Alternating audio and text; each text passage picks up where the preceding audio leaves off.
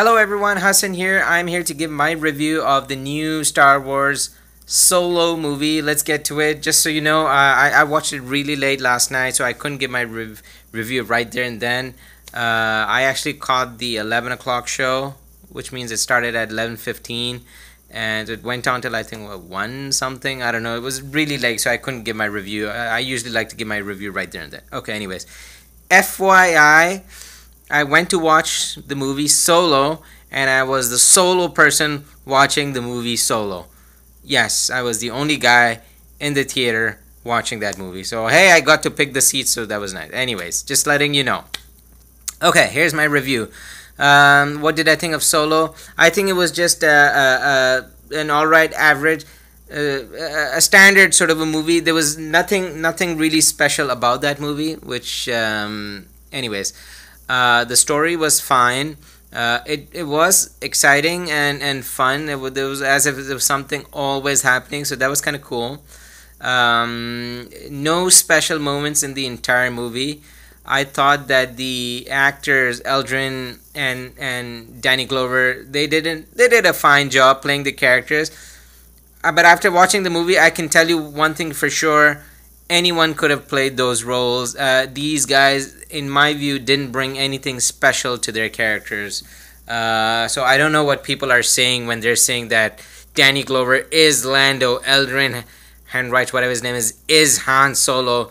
I don't know what that means because, in my view, they didn't bring anything special to their roles.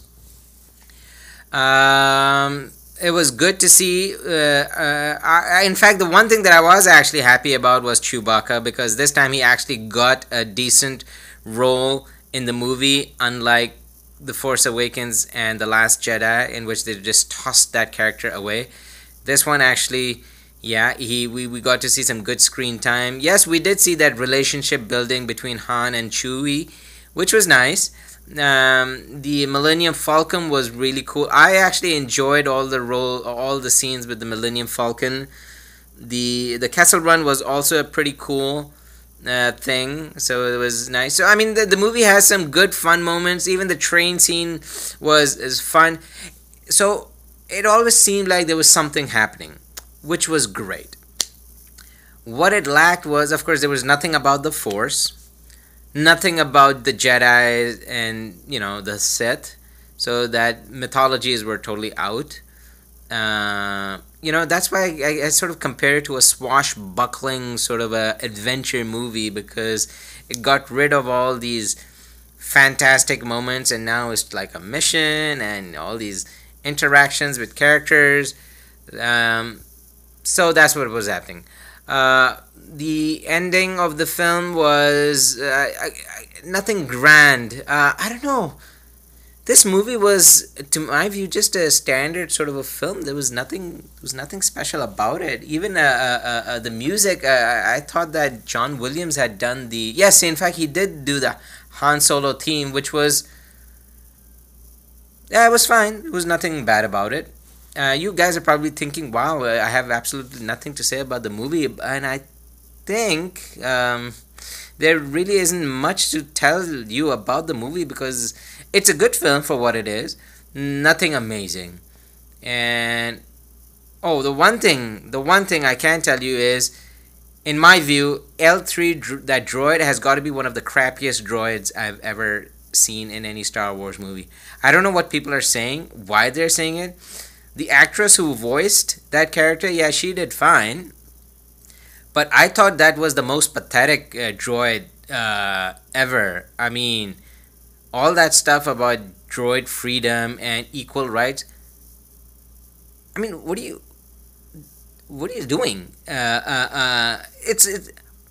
I just don't understand why they're relating these problems to droids. It is absolutely stupid. I did not like L3 in any way at all. Waste of time. I was actually quite happy when that droid was killed off. I mean, I was like, thank God they got rid of this because I couldn't bear listening to this character again and again. And this entire relationship stuff between the possibility of a relationship with the droid, in my view, was a total nonsense sort of a concept. and I know they're talking about this pansexual stuff with Lando, and I think that is such an irrelevant thing to say. I mean, sexuality was never a part of Star Wars. I don't think it needs to be part of it. So these are just forced ideas that they just sort of throw into these movies now because they just want to, implant all these ideas in your head.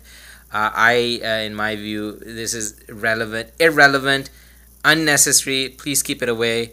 I'm not interested. So, anyways, that's just my view. I did not like that droid at all. L3, waste of time character. Emilia's character was fine. Kira, I mean, she was okay. I think she played her role nicely. Acting was fine, music was fine, direction was fine. No amazing scene. In fact, I did realize afterwards that there were a lot of scenes from the trailers that were omitted, but that's not unusual. But I did notice that. I guess that's what happens when you switch directors at such a late stage. I think the movie is going to be fine. It's not going to be anything special. They had this one scene with Darth Maul in the end, which I think was probably a nice moment because it was great to see someone from that trilogy. But I think they were really just trying to build up something to a potential sequel. I don't even know if they're planning on making sequels to Solo, because they couldn't make a sequel to Rogue One, right? And now they want to do a Boba Fett movie as well. This movie is not going to make that much money. I can tell you that much. It might maybe hit 500 million, but it's definitely not reaching a billion, which is kind of sucky. But it just lacked the Star Wars special feeling. Not to say it was a bad idea, but there was nothing. I'm sorry. I just keep coming back to the same thing. It's nothing special.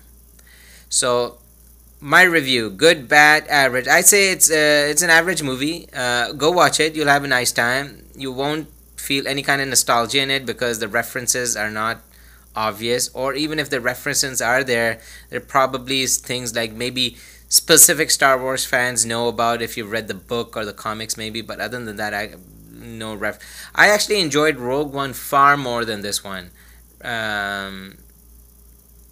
The moments in that movie were really good, although I think that the combination of Chewie, Han, and Lando was good.